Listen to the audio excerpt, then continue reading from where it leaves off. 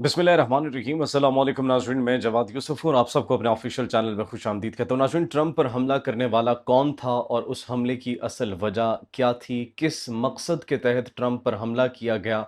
बड़ी अहम इन्फॉर्मेशन मौसूल हुई है, लेकिन उससे भी बड़ी खबर यह है कि हर गुजरते वक्त, हर गुजरते लम्हे के साथ नेतन्याहू मौत के करीब पहुंचता चला जा रहा है। इस बात में कितनी सदाकत मौजूद है और यह बात हम क्यों कह रहे हैं, आगे चलकर वीडियो में आपको बताएंगे।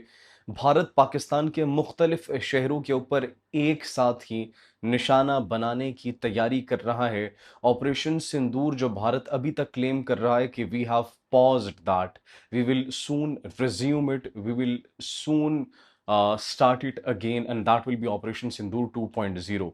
ये जो धमकियां ऑपरेशन सिंदूर 2 की दी जा रही है, भारत ने एक खतरनाक मंसूबा तैयार किया, लेकिन पाकिस्तान ने उसको कोप करने के लिए जो रिस्पॉन्स दिया है, इस मर्तबा हमारी retaliation it will be different from the past time.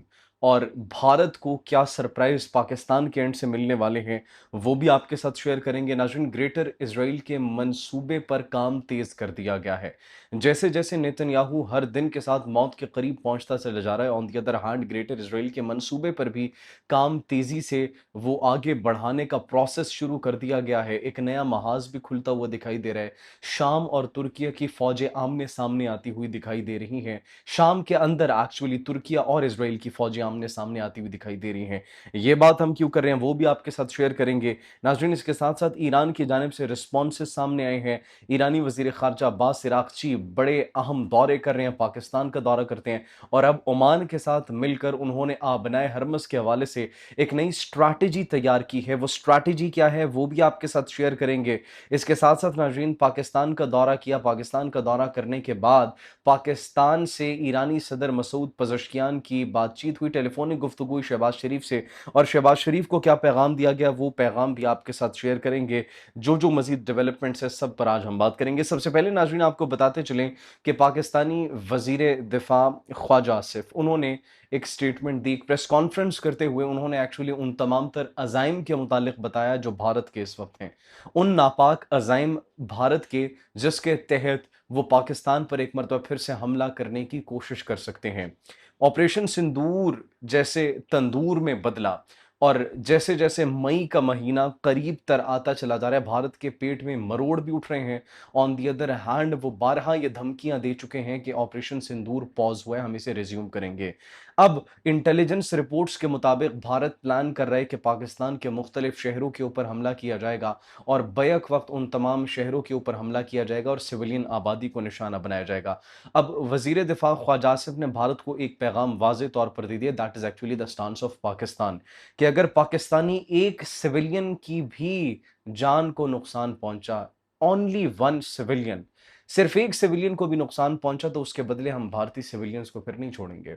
हमारे लोकल्स को अगर निशाना बनाया गया तो इस मरतबा हमारा रिस्पॉन्स मुख्तलिफ होगा।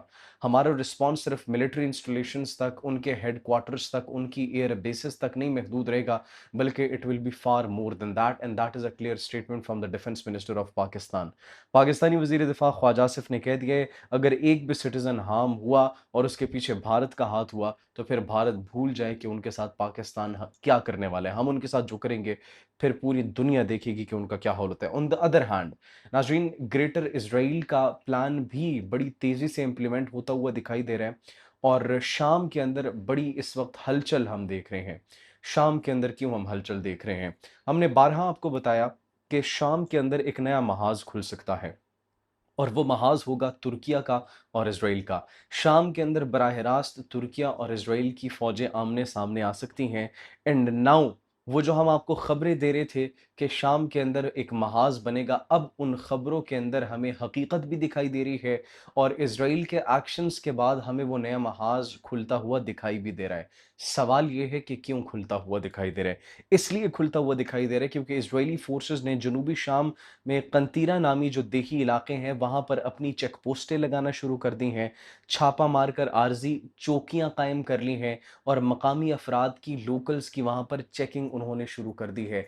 मतलब वहां पर चौकियां लगा दी। चौकियां कौन लगाते हैं? चौकियां लगाई जाती हैं तहफ़्फ़ुज़ के लिए, चेकिंग के लिए, और जो इलाका आपका हो उस पर चौकियां लगाई जाती हैं। वहां पर इसराइल अपनी चौकियां लगा रहे हैं, इसका मतलब कि कल को वो इस इलाके को अपना क्लेम कर लेंगे। मतलब एक और स्टेप वो ग्रेटर इसराइल के करीब पहुंच चुके हैं।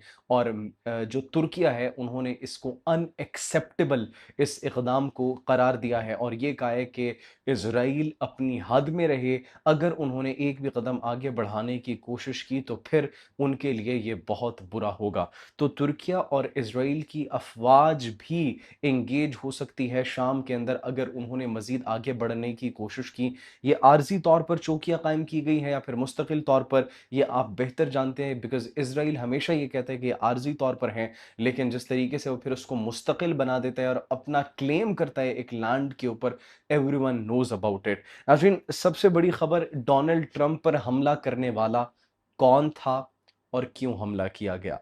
सिविल वॉर का हमने लफ्ज इस्तेमाल किया कि एक सिविल वॉर भी शुरू हो सकती है अमेरिका के अंदर। The question is why and how.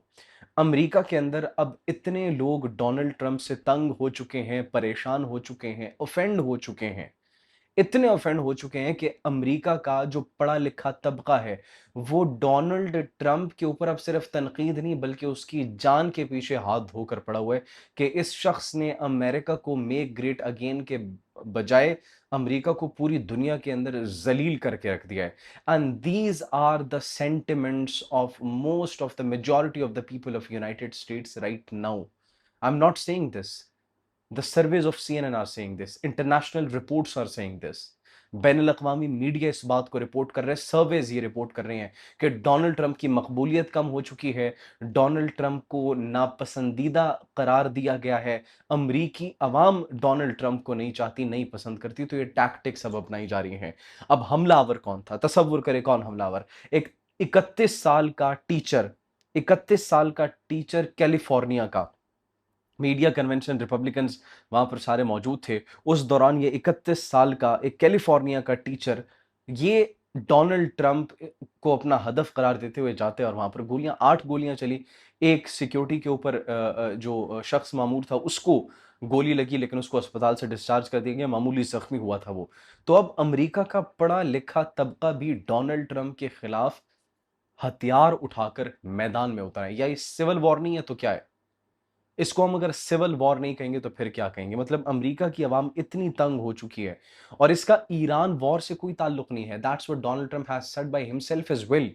अगर कोई मुसलमान होता, अगर कोई एशियन होता तो किस तरीके से लफ्जी गोराबारी की जाती, किस तरीके से इकदामात किए जाते, उन ममालिक पर सैंक्शंस लगा दिए जाते, उनके वीजे मनसूख कर दिए जाते, ब्लैकलिस्ट कर दिया जाता उन मुल्क को।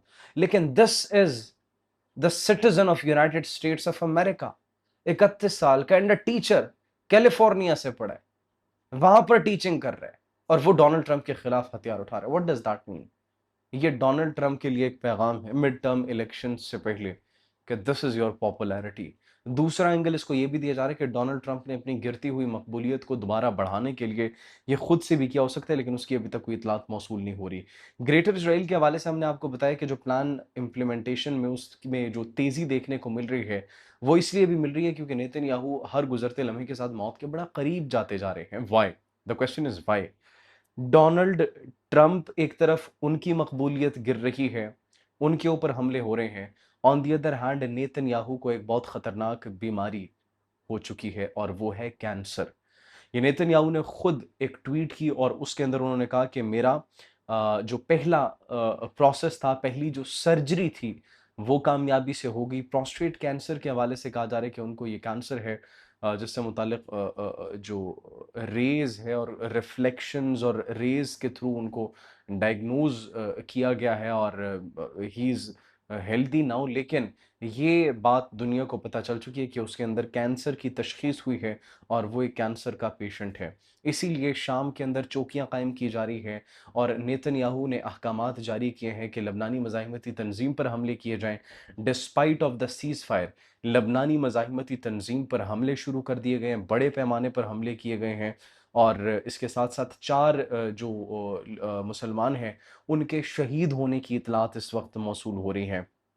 अमेरिका ने वफ़्द भेजना था पाकिस्तान, लेकिन ऐन पाकिस्तान भेजने से पहले उस वफ़्द को मना कर दिया गया, उस वफ़्द को रोक दिया गया पाकिस्तान जाने से पहले, क्योंकि ईरान की जानिब से रिस्पॉन्सेज़ सामने आ चुके थे। अब्बास इराक़ची पाकिस्तान आए, पाकिस्तान को हमने पिछले व्लॉग में आपको बताया था कि क्या पैगाम उन्होंने दिया।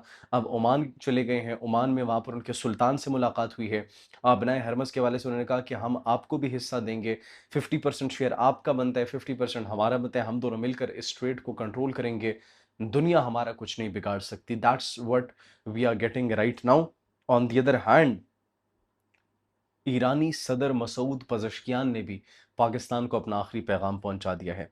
वो आखिरी पैगाम क्या है? वो आखिरी पैगाम ईरानी सदर मसूद पज़ेश्कियान की जानिब से ये कहा गया है कि हम आपको सराहते हैं, आपके रोल को सराहते हैं। That's what they have said to Pakistan.